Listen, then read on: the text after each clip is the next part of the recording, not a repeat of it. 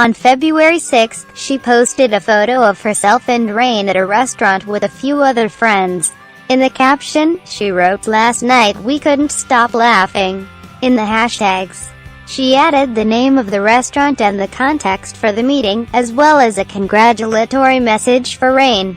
One of the hashtags said, JYP Alumni Reunion, referencing the fact that Byul and Rain had previously been signed to JYP Entertainment. The congratulatory hashtag read, Hoon, congratulations. Welcome to the world of married life. Next time, bring your wallet. Haha.